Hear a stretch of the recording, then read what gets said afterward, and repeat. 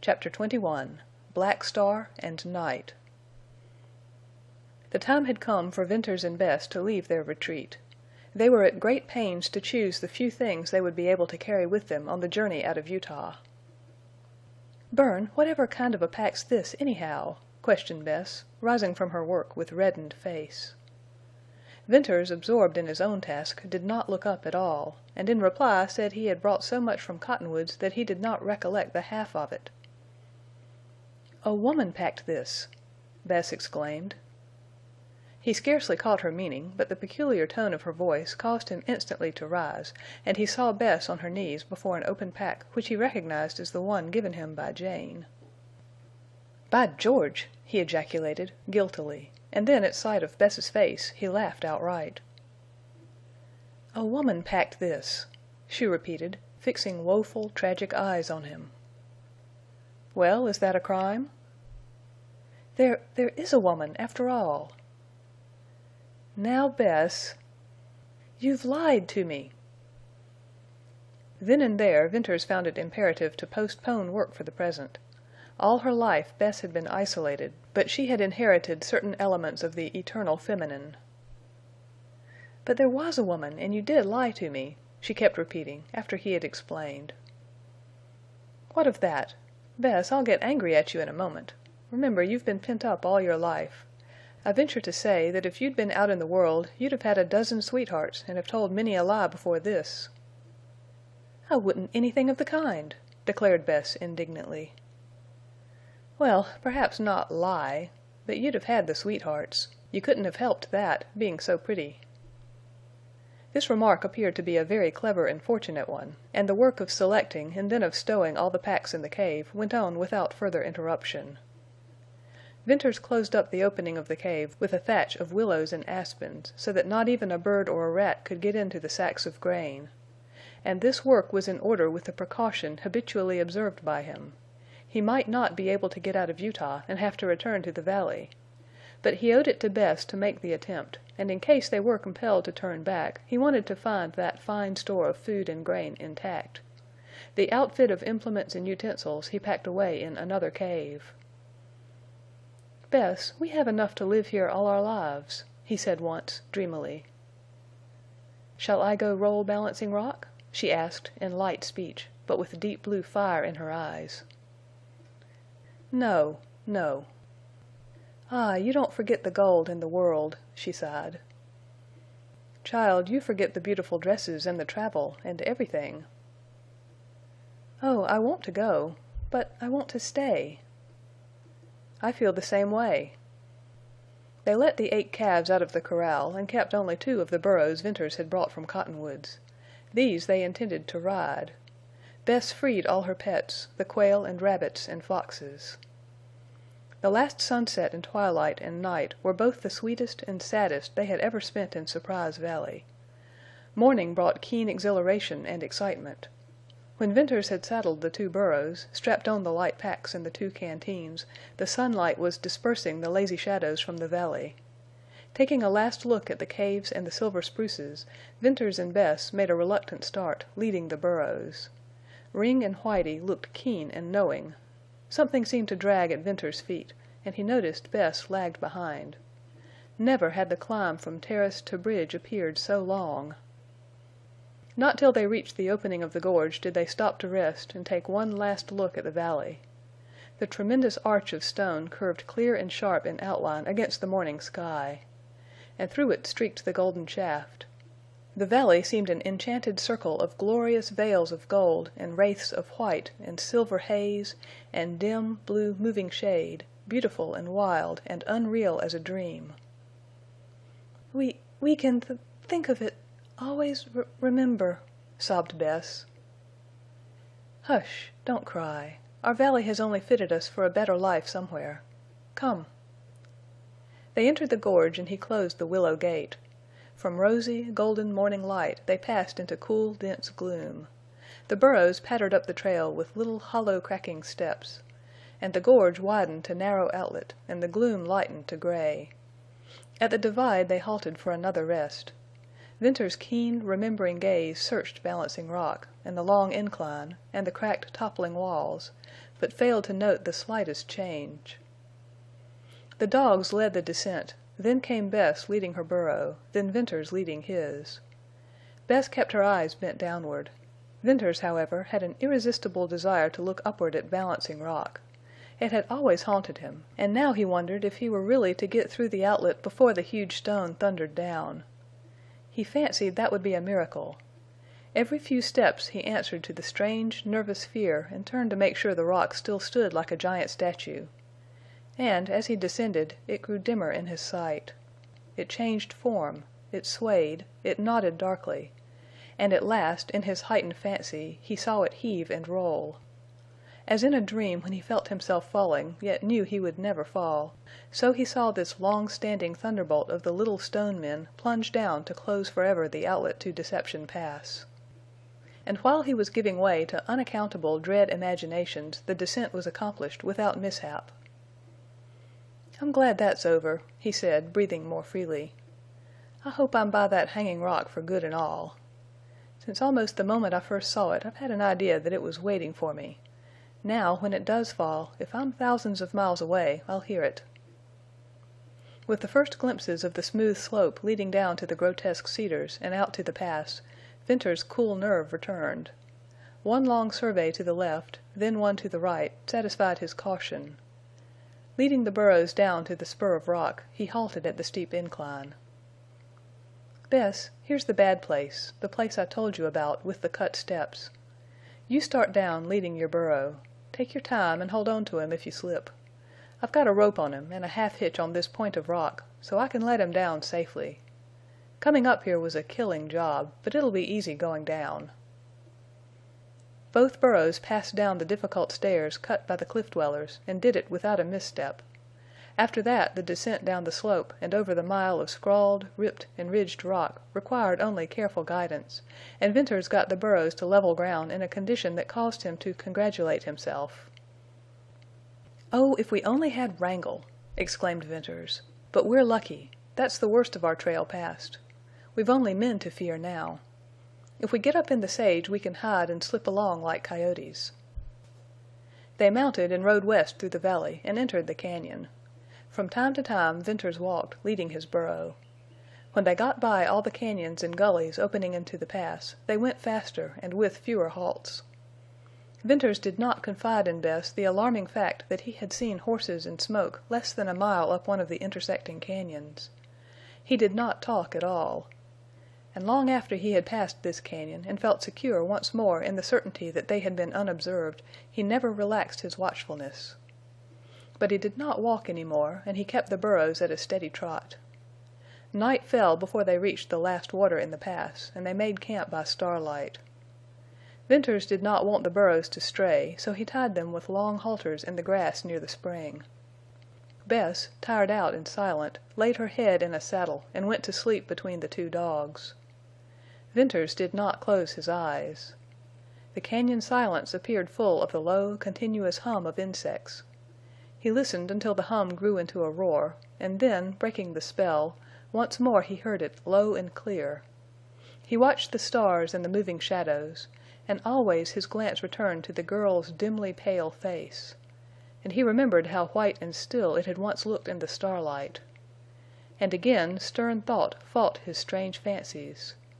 Would all his labor and his love be for naught? Would he lose her after all? What did the dark shadow around her portend? Did calamity lurk on that long upland trail through the sage? Why should his heart swell and throb with nameless fear? He listened to the silence and told himself that in the broad light of day he could dispel this leaden-weighted dread. At the first hint of gray over the eastern rim he awoke Bess, saddled the burros, and began the day's travel. He wanted to get out of the pass before there was any chance of riders coming down. They gained the break as the first red rays of the rising sun colored the rim. For once, so eager was he to get up to level ground, he did not send Ring or Whitie in advance. Encouraging Bess to hurry, pulling at his patient, plodding burro, he climbed the soft, steep trail. Brighter and brighter grew the light. He mounted the last broken edge of rim to have the sun-fired, purple sage slope burst upon him as a glory.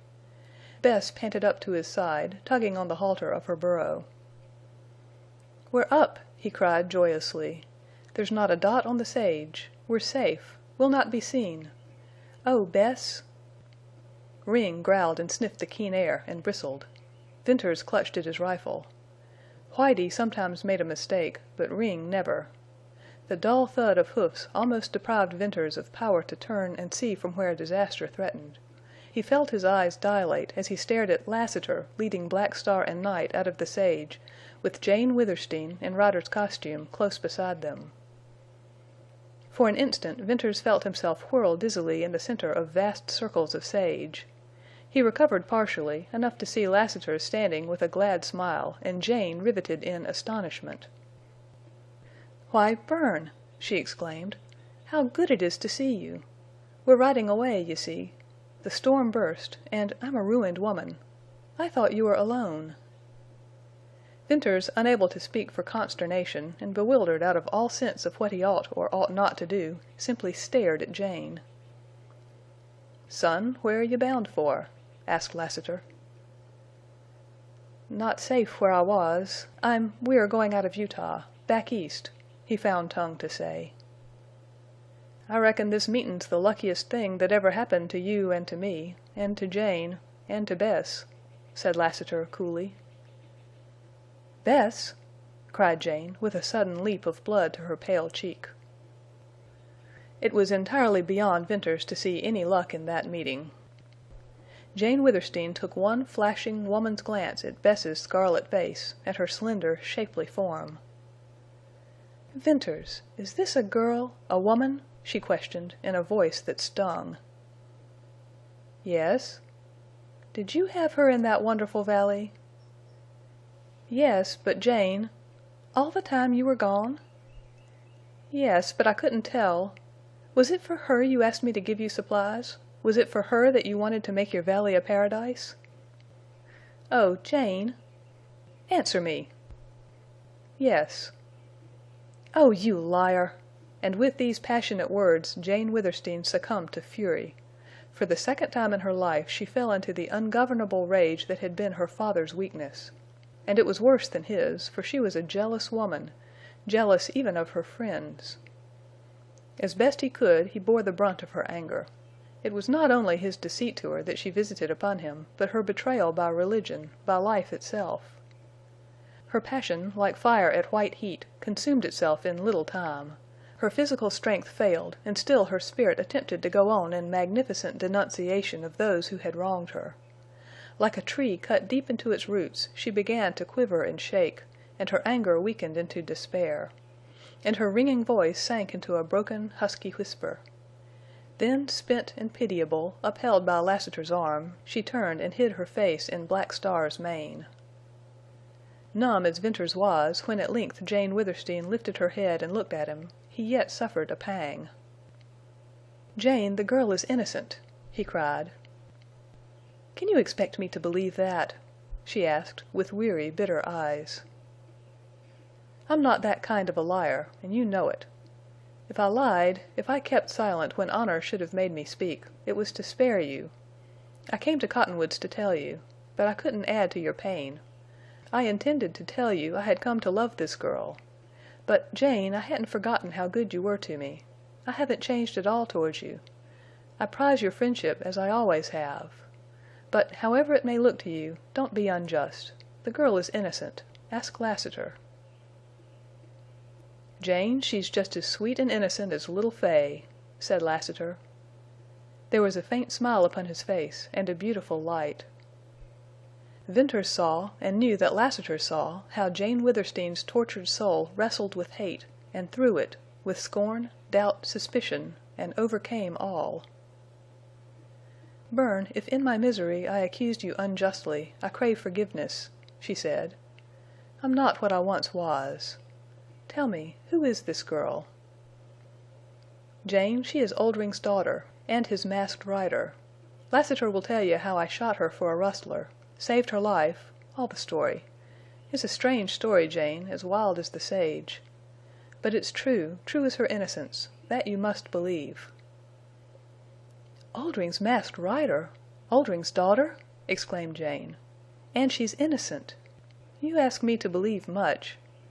If this girl is what you say, how could she be going away with the man who killed her father?" "Why did you tell that?" cried Venters passionately. Jane's question had roused Bess out of stupefaction. Her eyes suddenly darkened and dilated. She stepped toward Venters and held up both hands as if to ward off a blow. Did you kill Oldring?" "I did, Bess, and I hate myself for it. But you know I never dreamed he was your father. I thought he'd wronged you. I killed him when I was madly jealous." For a moment Bess was shocked into silence. "But he was my father!" she broke out at last. "And now I must go back. I can't go with you. It's all over, that beautiful dream. Oh, I knew it couldn't come true. You can't take me now." "If you forgive me, Bess, it'll all come right in the end," implored Venters. "It can't be right. I'll go back. After all, I loved him. He was good to me. I can't forget that." "If you go back to Oldring's men I'll follow you, and then they'll kill me," said Venters hoarsely. "Oh no, Bern, you'll not come. Let me go. It's best for you to forget me. I've brought you only pain and dishonor." She did not weep, but the sweet bloom and life died out of her face. She looked haggard and sad, all at once stunted, and her hands dropped listlessly, and her head drooped in a slow, final acceptance of a hopeless fate. "Jane, look there!" cried Venters in despairing grief. "Need you have told her? Where was all your kindness of heart? This girl has had a wretched, lonely life, and I'd found a way to make her happy. You've killed it. You've killed something sweet and pure and hopeful, just as sure as you breathe." "Oh, Bern, it was a slip. I never thought, replied Jane. "How could I tell she didn't know?" Lassiter suddenly moved forward, and with the beautiful light on his face now strangely luminous, he looked at Jane and Venters, and then let his soft, bright gaze rest on Bess. "Well, I reckon you've all had your say, and now it's Lassiter's turn. Why, I was just praying for this meetin'. Bess, just look here." Gently he touched her arm and turned her to face the others, and then outspread his great hand to disclose a shiny, battered gold locket. "Open it," he said, with a singularly rich voice. Bess complied, but listlessly. "Jane, Venters, come closer," went on Lassiter. "Take a look at the picture. Don't you know the woman?" Jane, after one glance, drew back. "Milly Erne!" she cried, wonderingly. Venters, with tingling pulse, with something growing on him, recognized in the faded miniature portrait the eyes of Milly Erne. "Yes, that's Milly," said Lassiter softly. "Bess, did you ever see her face? Look hard, with all your heart and soul." "The eyes seem to haunt me," whispered Bess. "Oh, but I can't remember. They're eyes of my dreams, but—" Lassiter's strong arm went round her and he bent his head. "Child, I thought you'd remember her eyes. They're the same beautiful eyes you'd see if you looked in a mirror or a clear spring. They're your mother's eyes. You are Milly Erne's child. Your name is Elizabeth Erne. You're not Oldring's daughter. You're the daughter of Frank Erne, a man once my best friend. Look, here's his picture beside Milly's. He was handsome and as fine and gallant a Southern gentleman as I ever seen. Frank came of an old family. You come of the best of blood, lass, and blood tells." Bess slipped through his arm to her knees and hugged the locket to her bosom and lifted wonderful, yearning eyes. "It can't be true." "Thank God, lass, it is true," replied Lassiter. "Jane and Bern here, they both recognize Milly. They see Milly in you. They're so knocked out they can't tell you, that's all." "Who are you?" whispered Bess. "I reckon I'm Milly's brother, and your uncle. Uncle Jim. Ain't that fine?" "Oh, I can't believe! Don't raise me. Bern, let me kneel. I see truth in your face and Miss Withersteen's. But let me hear it all on my knees. Tell me how it's true." "Well, Elizabeth, listen," said Lassiter. "Before you was born your father made a mortal enemy of a Mormon named Dyer. They was both ministers and come to be rivals. Dyer stole your mother away from her home. She gave birth to you in Texas 18 years ago. Then she was taken to Utah, from place to place, and finally to the last border settlement, Cottonwoods. You was about 3 years old when you was taken away from Milly. She never knew what had become of you. But she lived a good while hopin' and prayin' to have you again. Then she gave up and died, and I may as well put in here your father died 10 years ago. Well, I spent my time tracin' Milly, and some months back I landed in Cottonwoods, and just lately I learned all about you. I had a talk with Oldrin and told him you was dead, and he told me what I had so long been wantin' to know. It was Dyer, of course, who stole you from Milly.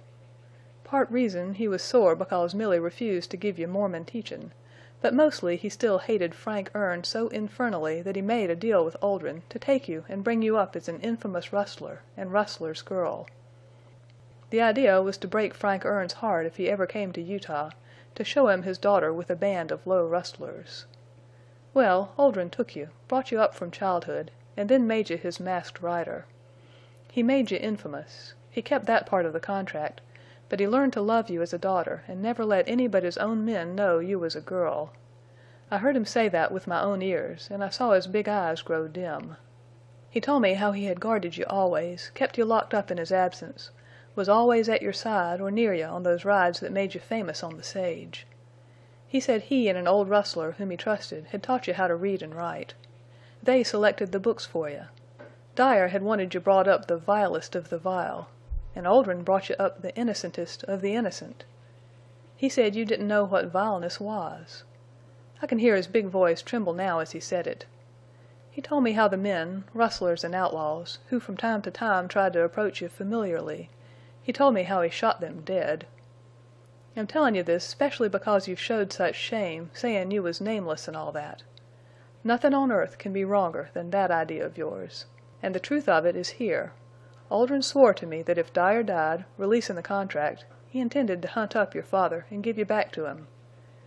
It seems Oldrin wasn't all bad, and he sure loved you." Venters leaned forward in passionate remorse. "Oh, Bess, I know Lassiter speaks the truth, for when I shot Oldrin he dropped to his knees and fought with unearthly power to speak. And he said, 'Man, why didn't you wait? Bess was—' Then he fell dead.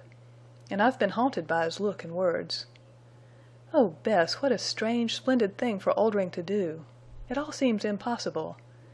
But, dear, you really are not what you thought." "Elizabeth Erne!" cried Jane Withersteen. "I loved your mother, and I see her in you." What had been incredible from the lips of men became, in the tone, look, and gesture of a woman, a wonderful truth for Bess. With little tremblings of all her slender body she rocked to and fro on her knees. The yearning wistfulness of her eyes changed to solemn splendor of joy. She believed. She was realizing happiness. And as the process of thought was slow, so were the variations of her expression. Her eyes reflected the transformation of her soul. Dark, brooding, hopeless belief, clouds of gloom, drifted, paled, vanished in glorious light. An exquisite rose flush, a glow, shone from her face as she slowly began to rise from her knees. A spirit uplifted her. All that she had held as base dropped from her. Venters watched her in joy too deep for words.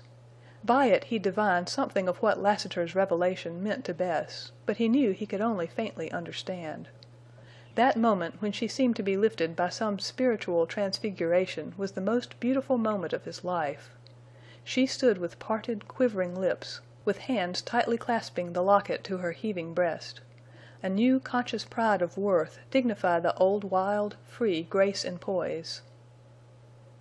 "Uncle Jim," she said tremulously, with a different smile from any Venters had ever seen on her face. Lassiter took her into his arms. "I reckon. It's powerful fine to hear that," replied Lassiter unsteadily. Venters, feeling his eyes grow hot and wet, turned away, and found himself looking at Jane Withersteen. He had almost forgotten her presence. Tenderness and sympathy were fast hiding traces of her agitation. Venters read her mind, felt the reaction of her noble heart, saw the joy she was beginning to feel at the happiness of others. And suddenly blinded, choked by his emotions, he turned from her also. He knew what she would do presently. She would make some magnificent amend for her anger. She would give some manifestation of her love. Probably all in a moment, as she had loved Milly Erne, so would she love Elizabeth Erne. "'Pears to me, folks, that we'd better talk a little serious now," remarked Lassiter at length. "Time flies." "You're right," replied Venters instantly. "I'd forgotten time, place, danger. Lassiter, you're riding away. Jane's leaving Withersteen House?" "Forever," replied Jane. "I fired Withersteen House," said Lassiter. "Dyer?" questioned Venters sharply. "I reckon where Dyer's gone there won't be any kidnapping of girls." "Ah, I knew it! I told Judkins. And Tull?" went on Venters passionately. "Tull wasn't around when I broke loose. By now he's likely on our trail with his riders." "Lassiter, you're going into the Pass to hide till all this storm blows over?" "I reckon that's Jane's idea. I'm thinkin' the storm'll be a powerful long time blowin' over. I was comin' to join you in Surprise Valley. You'll go back now with me?" "No. I want to take Bess out of Utah. Lassiter, Bess found gold in the valley. We've a saddlebag full of gold. If we can reach Sterling—" "Man, how you ever goin' to do that? Sterling is 100 miles." "My plan is to ride on, keeping sharp lookout. Somewhere up the trail we'll take to the sage and go round Cottonwoods and then hit the trail again." "It's a bad plan. You'll kill the burros in 2 days." "Then we'll walk." "That's more bad and worse. Better go back down the Pass with me." "Lassiter, this girl has been hidden all her life in that lonely place," went on Venters. "Oldring's men are hunting me. We'd not be safe there any longer. Even if we would be, I'd take this chance to get her out. I want to marry her. She shall have some of the pleasures of life, see cities and people. We've gold. We'll be rich. Why, life opens sweet for both of us. And, by Heaven, I'll get her out or lose my life in the attempt." "I reckon if you go on with them burros you'll lose your life all right. Tull will have riders all over this sage. You can't get out on them burros. It's a fool idea. That's not doing best by the girl. Come with me and take chances on the rustlers." Lassiter's cool argument made Venters waver, not in determination to go, but in hope of success. "Bess, I want you to know. Lassiter says the trip's almost useless now. I'm afraid he's right. We've got about 1 chance in 100 to go through. Shall we take it? Shall we go on?" "We'll go on," replied Bess. "That settles it, Lassiter." Lassiter spread wide his hands, as if to signify he could do no more, and his face clouded. Venters felt a touch on his elbow. Jane stood beside him with a hand on his arm. She was smiling. Something radiated from her, and like an electric current accelerated the motion of his blood. "Bern, you'd be right to die rather than not take Elizabeth out of Utah, out of this wild country. You must do it. You'll show her the great world with all its wonders. Think how little she has seen. Think what delight is in store for her. You have gold. You will be free. You will make her happy. What a glorious prospect! I share it with you. I'll think of you, dream of you, pray for you." "Thank you, Jane," replied Venters, trying to steady his voice. "It does look bright. Oh, if we were only across that wide open waste of sage!" "Bern, the trip's as good as made. It'll be safe, easy. It'll be a glorious ride," she said softly. Venters stared. Had Jane's troubles made her insane? Lassiter, too, acted queerly, all at once beginning to turn his sombrero round in hands that actually shook. "You are a rider. She is a rider. This will be the ride of your lives," added Jane in that same soft undertone, almost as if she were musing to herself. "Jane!" he cried. "I give you Black Star and Night." "Black Star and Night!" he echoed. "It's done. Lassiter, put our saddlebags on the burros." Only when Lassiter moved swiftly to execute her bidding did Venters's clogged brain grasp at literal meanings. He leaped to catch Lassiter's busy hands. "No, no! What are you doing?" he demanded, in a kind of fury. "I won't take her racers. What do you think I am? It'd be monstrous. Lassiter, stop it, I say. You've got her to save. You've miles and miles to go. Tull is trailing you. There are rustlers in the pass. Give me back that saddlebag." "Son, cool down," returned Lassiter, in a voice he might have used to a child. But the grip with which he tore away Venters's grasping hands was that of a giant. "Listen, you fool boy. Jane's sized up the situation. The burros'll do for us. We'll sneak along and hide. I'll take your dogs and your rifle. Why, it's the trick. The blacks are yours, and sure as I can throw a gun, you're going to ride safe out of the sage." "Jane, stop him. Please stop him," gasped Venters. "I've lost my strength. I can't do anything. This is hell for me. Can't you see that? I've ruined you. It was through me you lost all. You've only Black Star and Night left. You love these horses. Oh, I know how you must love them now. And you're trying to give them to me, to help me out of Utah, to save the girl I love. That will be my glory." Then in the white, rapt face, in the unfathomable eyes, Venters saw Jane Withersteen in a supreme moment. This moment was one wherein she reached up to the height for which her noble soul had ever yearned. He, after disrupting the calm tenor of her peace, after bringing down on her head the implacable hostility of her churchmen, after teaching her a bitter lesson of life, he was to be her salvation. And he turned away again, this time shaken to the core of his soul. Jane Withersteen was the incarnation of selflessness. He experienced wonder and terror, exquisite pain and rapture.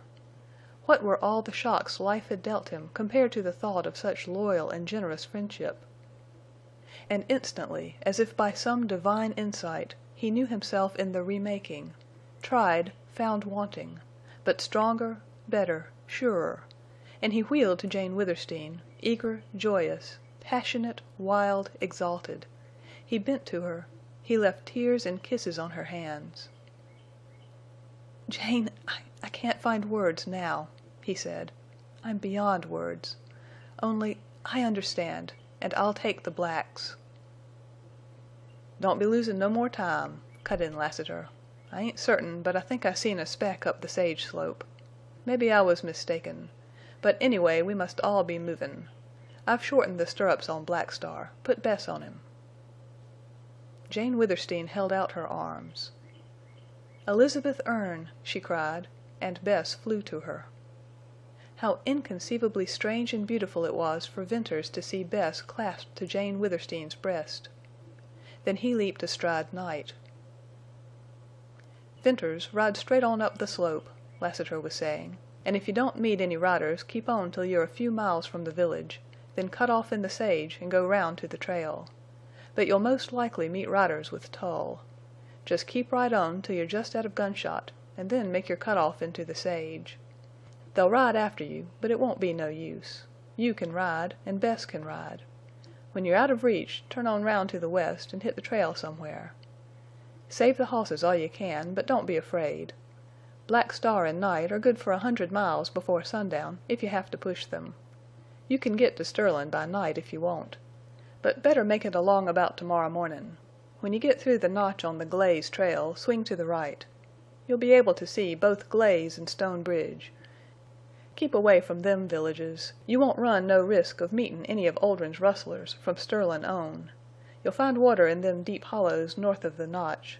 There's an old trail there, not much used, and it leads to Sterlin'. That's your trail. And one thing more. If Tull pushes you, or keeps on persistent-like for a few miles, just let the blacks out and lose him and his riders." "Lassiter, may we meet again," said Venters in a deep voice. "Son, it ain't likely. It ain't likely. Well, Bess Oldrin, Masked Rider, Elizabeth Erne, now you climb on Black Star. I've heard you could ride. Well, every rider loves a good hoss.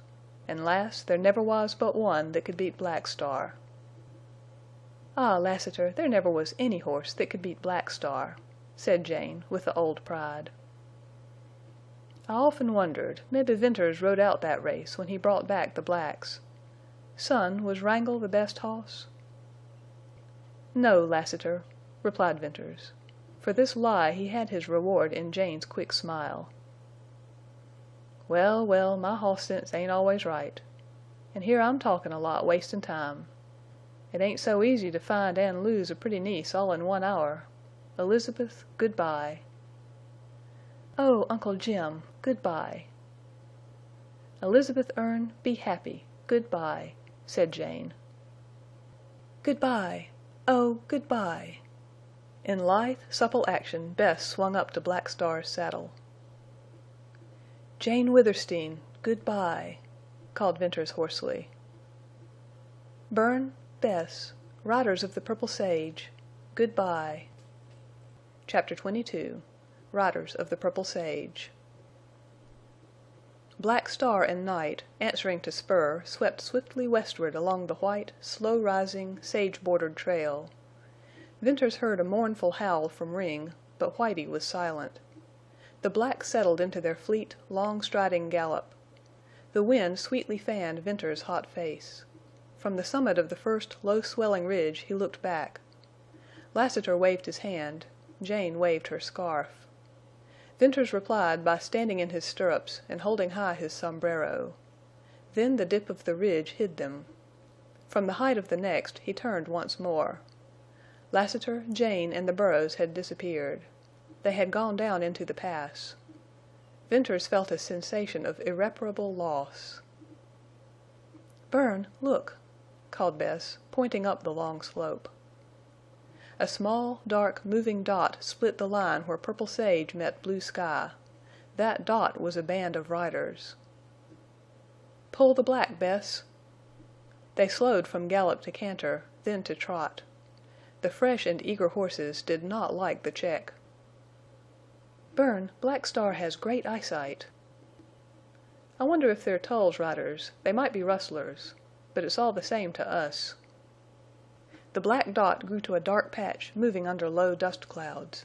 It grew all the time, though very slowly. There were long periods when it was in plain sight, and intervals when it dropped behind the sage. The blacks trotted for half an hour, for another half hour, and still the moving patch appeared to stay on the horizon line. Gradually, however, as time passed, it began to enlarge, to creep down the slope, to encroach upon the intervening distance. "Bess, what do you make them out?" asked Venters. "I don't think they're rustlers." "They're sage riders," replied Bess. "I see a white horse and several grays. Rustlers seldom ride any horses but bays and blacks." "That white horse is Tull's. Pull the black, Bess. I'll get down and cinch up. We're in for some riding. Are you afraid?" "Not now," answered the girl, smiling. "You needn't be. Bess, you don't weigh enough to make Black Star know you're on him. I won't be able to stay with you. You'll leave Tull and his riders as if they were standing still." "How about you?" "Never fear. If I can't stay with you, I can still laugh at Tull." "Look, Bern, they've stopped on that ridge. They see us." "Yes, but we're too far yet for them to make out who we are. They'll recognize the blacks first. We've passed most of the ridges and the thickest sage. Now, when I give the word, let Black Star go and ride." Venters calculated that a mile or more still intervened between them and the riders. They were approaching at a swift canter. Soon Venters recognized Tull's white horse and concluded that the riders had likewise recognized Black Star and Night. But it would be impossible for Tull yet to see that the blacks were not ridden by Lassiter and Jane. Venters noted that Tull and the line of horsemen, perhaps 10 or 12 in number, stopped several times and evidently looked hard down the slope. It must have been a puzzling circumstance for Tull. Venters laughed grimly at the thought of what Tull's rage would be when he finally discovered the trick. Venters meant to sheer out into the sage before Tull could possibly be sure who rode the blacks. The gap closed to a distance of half a mile. Tull halted. His riders came up and formed a dark group around him. Venters thought he saw him wave his arms, and was certain of it when the riders dashed into the sage, to right and left of the trail. Tull had anticipated just the move held in mind by Venters. "Now, Bess!" shouted Venters. "Strike north. Go round those riders and turn west." Black Star sailed over the low sage, and in a few leaps got into his stride and was running. Venters spurred Night after him. It was hard going in the sage. The horses could run as well there, but keen eyesight and judgment must constantly be used by the riders in choosing ground. And continuous swerving from aisle to aisle between the brush, and leaping little washes and mounds of the pack rats, and breaking through sage, made rough riding. When Venters had turned into a long aisle he had time to look up at Tull's riders. They were now strung out into an extended line riding northeast. And as Venters and Bess were holding due north, this meant if the horses of Tull and his riders had the speed and the staying power, they would head the blacks and turn them back down the slope. Tull's men were not saving their mounts; they were driving them desperately. Venters feared only an accident to Black Star or Night, and skillful riding would mitigate possibility of that. One glance ahead served to show him that Bess could pick a course through the sage as well as he. She looked neither back nor at the running riders, and bent forward over Black Star's neck and studied the ground ahead. It struck Venters presently, after he had glanced up from time to time, that Bess was drawing away from him, as he had expected. He had, however, only thought of the light weight Black Star was carrying and of his superior speed. He saw now that the black was being ridden as never before, except when Jerry Card lost the race to Wrangle. How easily, gracefully, naturally, Bess sat her saddle! She could ride. Suddenly Venters remembered she had said she could ride, but he had not dreamed she was capable of such superb horsemanship. Then all at once, flashing over him, thrilling him, came the recollection that Bess was Oldring's Masked Rider. He forgot Tull, the running riders, the race. He let Night have a free rein and felt him lengthen out to suit himself, knowing he would keep to Black Star's course, knowing that he had been chosen by the best rider now on the upland sage. For Jerry Card was dead, and fame had rivaled him with only one rider, and that was the slender girl who now swung so easily with Black Star's stride. Venters had abhorred her notoriety, but now he took passionate pride in her skill, her daring, her power over a horse. And he delved into his memory, recalling famous rides which he had heard related in the villages and round the campfires. Oldring's Masked Rider! Many times this strange rider, at once well known and unknown, had escaped pursuers by matchless riding. He had to run the gauntlet of vigilantes down the main street of Stone Bridge, leaving dead horses and dead rustlers behind. He had jumped his horse over the Gerber Wash, a deep, wide ravine separating the fields of Glaze from the wild sage. He had been surrounded north of Sterling, and he had broken through the line. How often had been told the story of day stampedes, of night raids, of pursuit, and then how the Masked Rider, swift as the wind, was gone in the sage. A fleet, dark horse, a slender, dark form, a black mask, a driving run down the slope, a dot on the purple sage, a shadowy, muffled steed disappearing in the night. And this Masked Rider of the uplands had been Elizabeth Erne. The sweet sage wind rushed in Venters's face and sang a song in his ears. He heard the dull, rapid beat of Night's hoofs. He saw Black Star drawing away, farther and farther. He realized both horses were swinging to the west. Then gunshots in the rear reminded him of Tull. Venters looked back. Far to the side, dropping behind, trooped the riders. They were shooting. Venters saw no puffs of dust, heard no whistling bullets. He was out of range. When he looked back again, Tull's riders had given up pursuit. The best they could do, no doubt, had been to get near enough to recognize who really rode the blacks. Venters saw Tull drooping in his saddle. Then Venters pulled Night out of his running stride. Those few miles had scarcely warmed the black, but Venters wished to save him. Bess turned, and though she was far away, Venters caught the white glint of her waving hand. He held Night to a trot and rode on, seeing Bess and Black Star and the sloping upward stretch of sage, and from time to time the receding black riders behind. Soon they disappeared behind a ridge, and he turned no more. They would go back to Lassiter's trail and follow it, and follow in vain. So Venters rode on, with the wind growing sweeter to taste and smell, and the purple sage richer, and the sky bluer in his sight, and the song in his ears ringing. By and by Bess halted to wait for him, and he knew she had come to the trail. When he reached her it was to smile at sight of her standing with arms round Black Star's neck. "Oh, Bern, I love him!" she cried. "He's beautiful. He knows. And how he can run! I've had fast horses. But Black Star! Wrangle never beat him." "I'm wondering if I didn't dream that.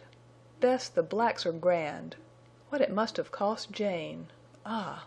Well, when we get out of this wild country with Star and Night, back to my old home in Illinois, we'll buy a beautiful farm with meadows and springs and cool shade. There we'll turn the horses free to roam and browse and drink, never to feel a spur again, never to be ridden." "I would like that," said Bess. They rested. Then, mounting, they rode side by side up the white trail. The sun rose higher behind them. Far to the left, a low line of green marked the site of cottonwoods. Venters looked once, and looked no more. Bess gazed only straight ahead. They put the blacks to the long, swinging rider's canter, and at times pulled them to a trot, and occasionally to a walk. The hours passed, the miles slipped behind, and the wall of rock loomed in the fore. The notch opened wide. It was a rugged, stony pass, but with level and open trail, and Venters and Bess ran the blacks through it. An old trail led off to the right, taking the line of the wall, and this Venters knew to be the trail mentioned by Lassiter. The little hamlet, Glaze, a white and green patch in the vast waste of purple, lay miles down a slope much like the cottonwood slope, only this descended to the west, and miles farther west a faint green spot marked the location of Stone Bridge. All the rest of that world was seemingly smooth, undulating sage, with no ragged lines of cañons to accentuate its wildness. "Bess, we're safe. We're free," said Venters. "We're alone on the sage. We're halfway to Sterling." "Ah, I wonder how it is with Lassiter and Miss Withersteen." "Never fear, Bess. He'll outwit Tull. He'll get away and hide her safely. He might climb into Surprise Valley, but I don't think he'll go so far." "Bern, will we ever find any place like our beautiful valley?" "No. But, dear, listen. We'll go back some day, after years, 10 years. Then we'll be forgotten, and our valley will be just as we left it." "What if Balancing Rock falls and closes the outlet to the pass?" "I've thought of that. I'll pack in ropes and ropes, and if the outlet's closed we'll climb up the cliffs and over them to the valley and go down on rope ladders. It could be done. I know just where to make the climb, and I'll never forget." "Oh, yes, let us go back." "It's something sweet to look forward to. Bess, it's like all the future looks to me." "Call me Elizabeth," she said shyly. "Elizabeth Erne. It's a beautiful name. But I'll never forget Bess. Do you know, have you thought that very soon, by this time tomorrow, you will be Elizabeth Venters?" So they rode on down the old trail, and the sun sloped to the west, and a golden sheen lay on the sage. The hours sped now, the afternoon waned. Often they rested the horses. The glisten of a pool of water in a hollow caught Venters's eye, and here he unsaddled the blacks and let them roll and drink and browse.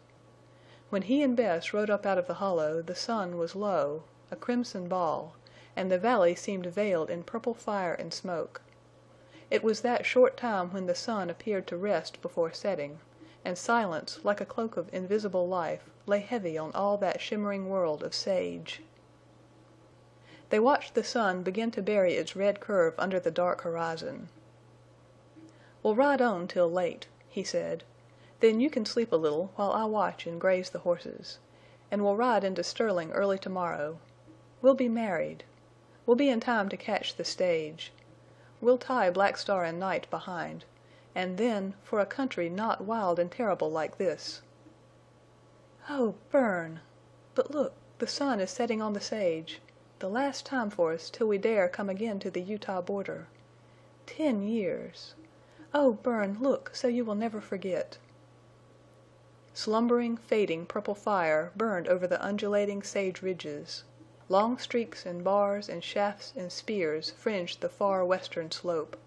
Drifting golden veils mingled with low purple shadows. Colors and shades changed in slow, wondrous transformation.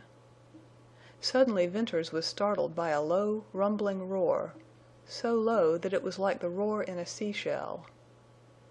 "Bess, did you hear anything?" he whispered. "No." "Listen. Maybe I only imagined. Ah!"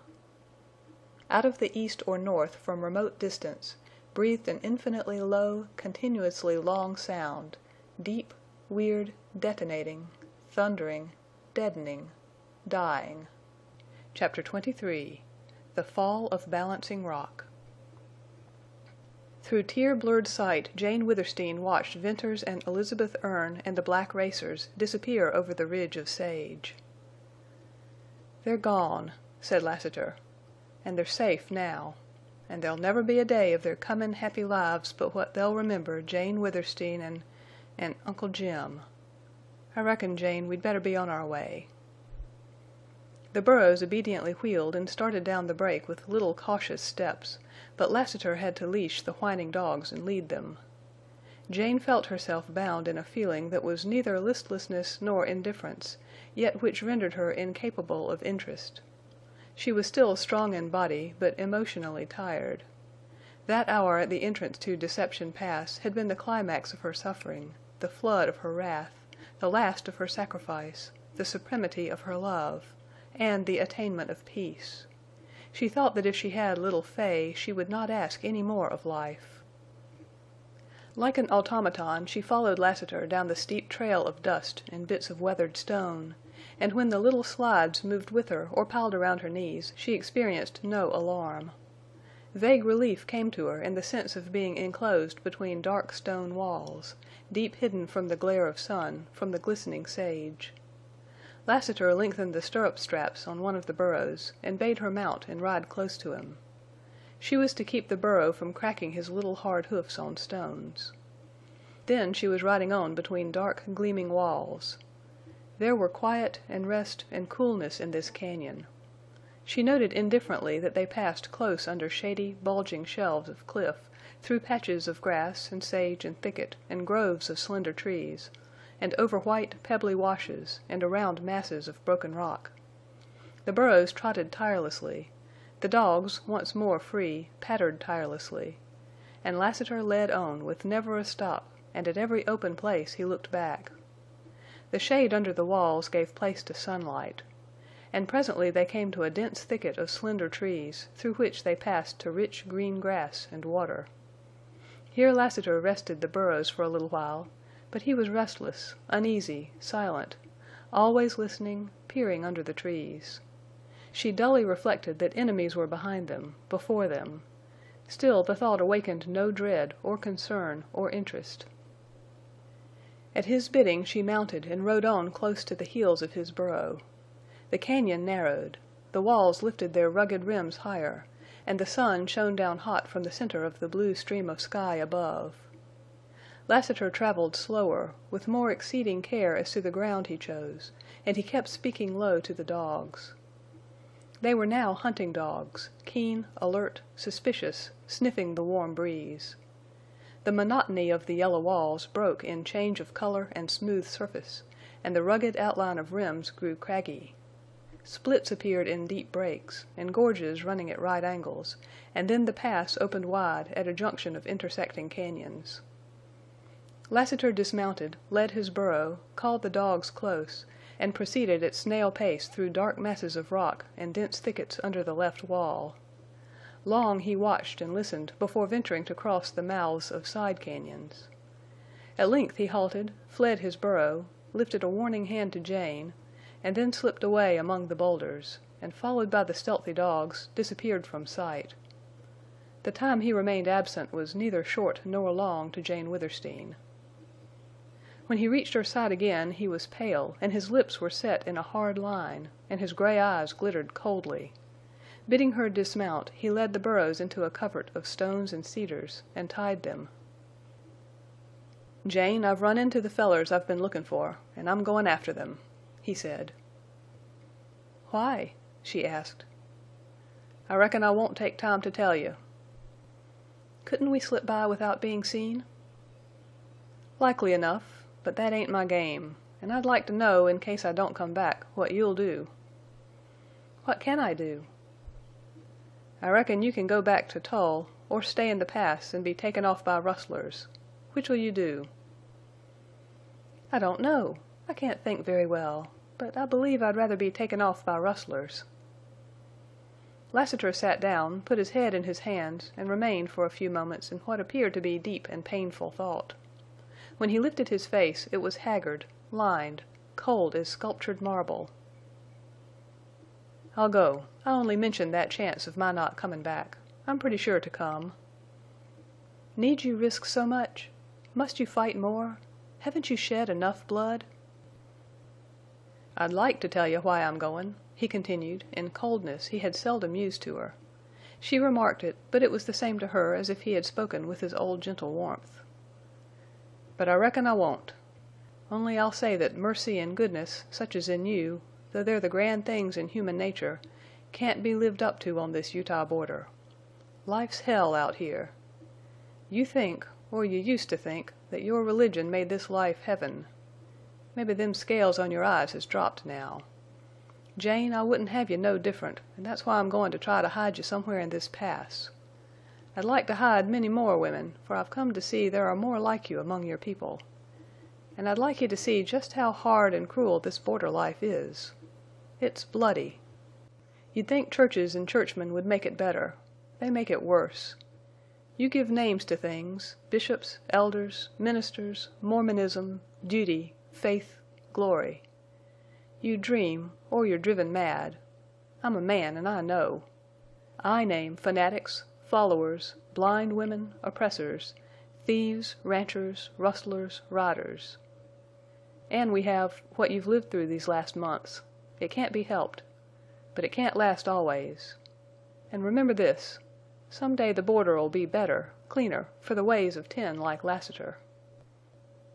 She saw him shake his tall form erect, look at her strangely and steadfastly, and then, noiselessly, stealthily slip away amid the rocks and trees.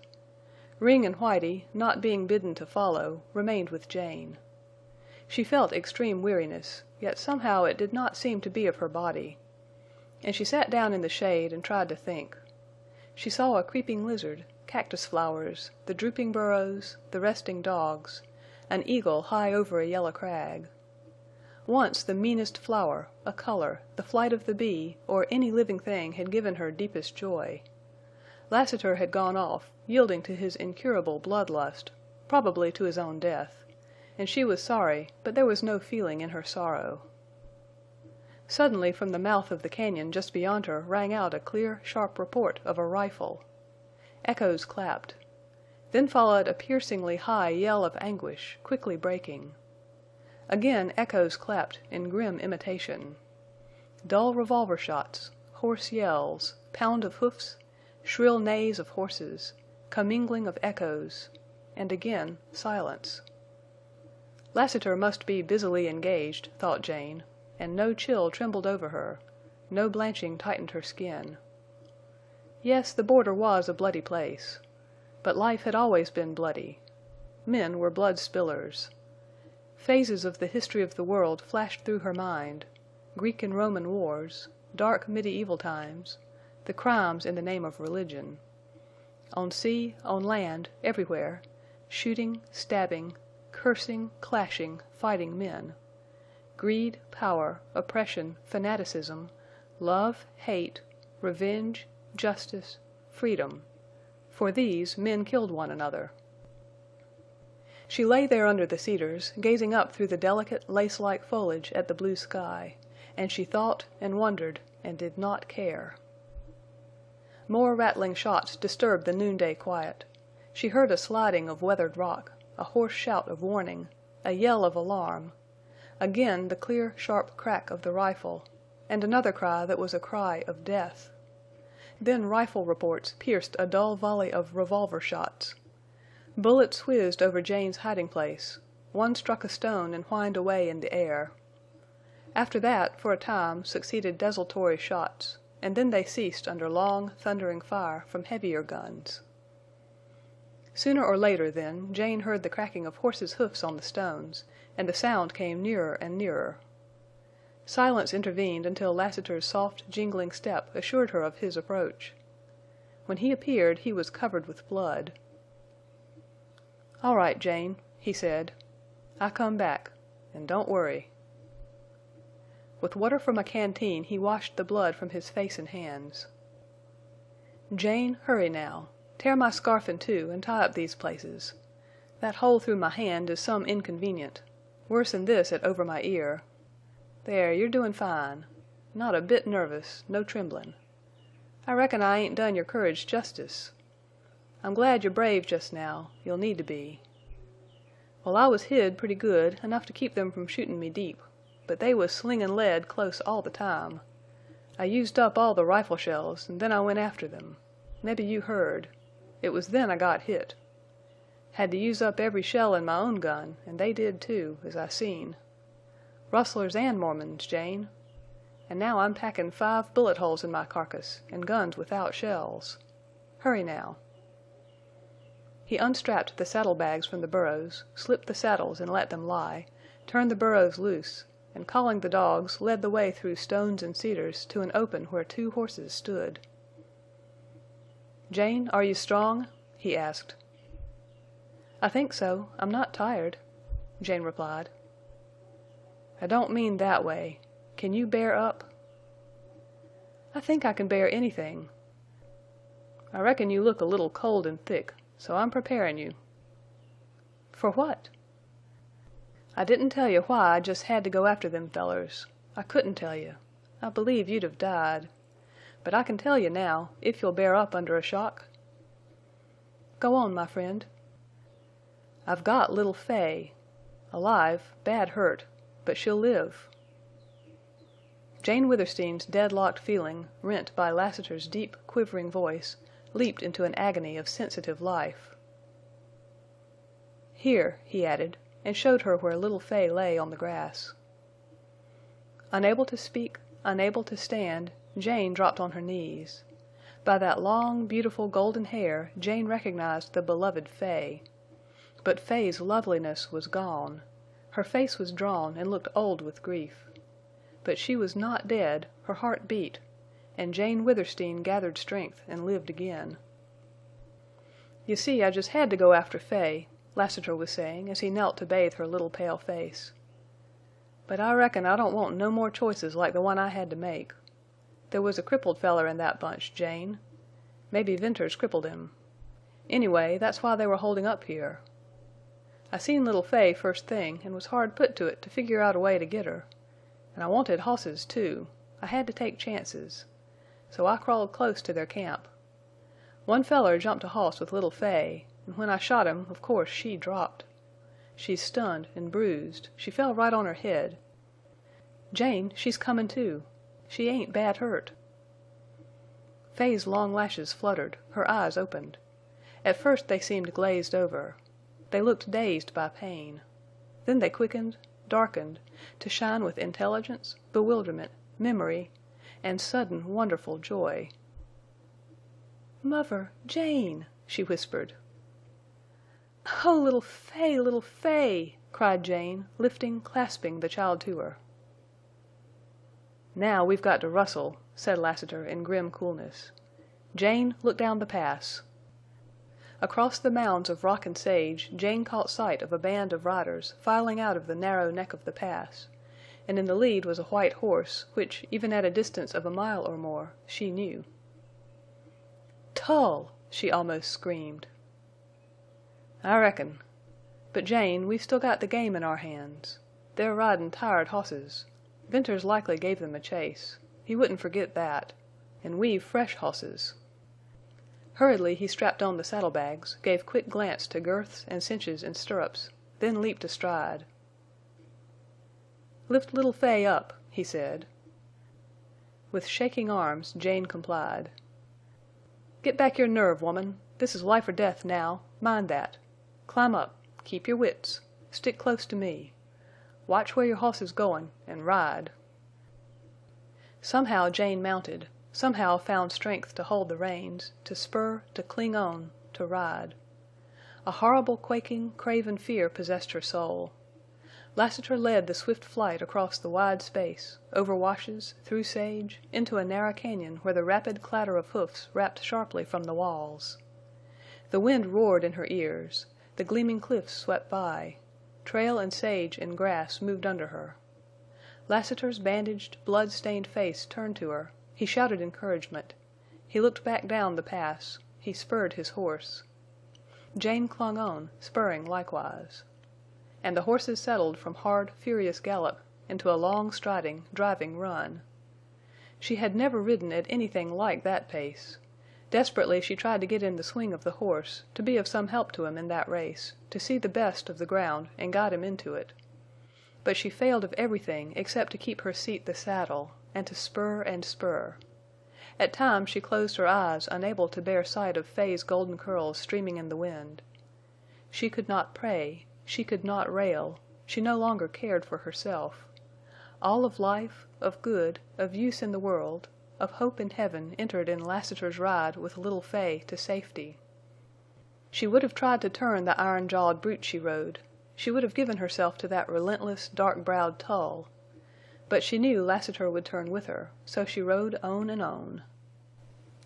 Whether that run was of moments or hours, Jane Withersteen could not tell. Lassiter's horse covered her with froth that blew back in white streams. Both horses ran their limit, were allowed to slow down in time to save them, and went on dripping, heaving, staggering. "Oh, Lassiter, we must run! We must run!" He looked back, saying nothing. The bandage had blown from his head, and blood trickled down his face. He was bowing under the strain of injuries, of the ride, of his burden.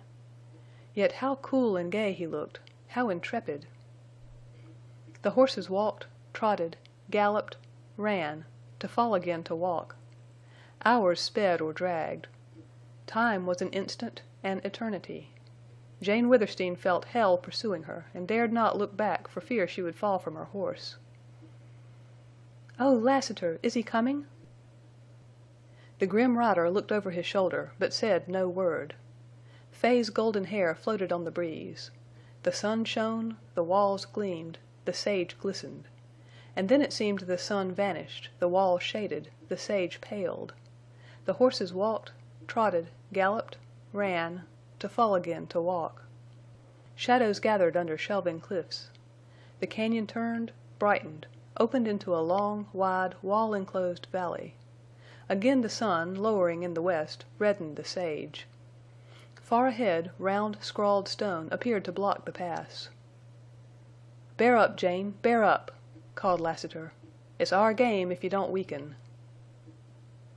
"Lassiter, go on alone. Save little Fay." "Only with you." "Oh, I'm a coward, a miserable coward. I can't fight or think or hope or pray. I'm lost. Oh, Lassiter, look back. Is he coming? I'll not hold out." "Keep your breath, woman, and ride not for yourself or for me, but for Fay." A last breaking run across the sage brought Lassiter's horse to a walk. "He's done," said the rider. "Oh, no, no!" moaned Jane. "Look back, Jane, look back. 3-4 miles we've come across this valley, and no Tull yet in sight. Only a few more miles." Jane looked back over the long stretch of sage and found the narrow gap in the wall out of which came a file of dark horses with a white horse in the lead. Sight of the riders acted upon Jane as a stimulant. The weight of cold, horrible terror lessened. And gazing forward at the dogs, at Lassiter's limping horse, at the blood on his face, at the rocks growing nearer, last at Fay's golden hair, the ice left her veins, and slowly, strangely, she gained hold of strength that she believed would see her to the safety Lassiter promised. And as she gazed, Lassiter's horse stumbled and fell. He swung his leg and slipped from the saddle. "Jane, take the child," he said, and lifted Fay up. Jane clasped her, arms suddenly strong. "They're gainin'," went on Lassiter as he watched the pursuing riders. "But we'll beat 'em yet." Turning with Jane's bridle in his hand, he was about to start when he saw the saddlebag on the fallen horse. "I've just about got time," he muttered, and with swift fingers that did not blunder or fumble he loosened the bag and threw it over his shoulder. Then he started to run, leading Jane's horse, and he ran and trotted and walked and ran again. Close ahead now Jane saw a rise of bare rock. Lassiter reached it, searched along the base, and finding a low place, dragged the weary horse up and over round, smooth stone. Looking backward, Jane saw Tull's white horse not a mile distant, with riders strung out in a long line behind him. Looking forward, she saw more valley to the right, and to the left a towering cliff. Lassiter pulled the horse and kept on. Little Fay lay in her arms with wide-open eyes which were still shadowed by pain, but no longer fixed, glazed in terror. The golden curls blew across Jane's lips. The little hands feebly clasped her arm. A ghost of a troubled, trustful smile hovered round the sweet lips. And Jane Withersteen awoke to the spirit of a lioness. Lassiter was leading the horse up a smooth slope toward cedar trees of twisted and bleached appearance. Among these he halted. "Jane, give me the girl and get down," he said. As if it wrenched him, he unbuckled the empty black guns with a strange air of finality. He then received Fay in his arms and stood a moment looking backward. Tull's white horse mounted the ridge of round stone, and several bays or blacks followed. "I wonder what he'll think when he sees them empty guns. Jane, bring your saddlebag and climb after me." A glistening, wonderful bare slope, with little holes, swelled up and up to lose itself in a frowning yellow cliff. Jane closely watched her steps and climbed behind Lassiter. He moved slowly. Perhaps he was only husbanding his strength. But she saw drops of blood on the stone, and then she knew. They climbed and climbed without looking back. Her breast labored. She began to feel as if little points of fiery steel were penetrating her side into her lungs. She heard the panting of Lassiter and the quicker panting of the dogs. "Wait here," he said.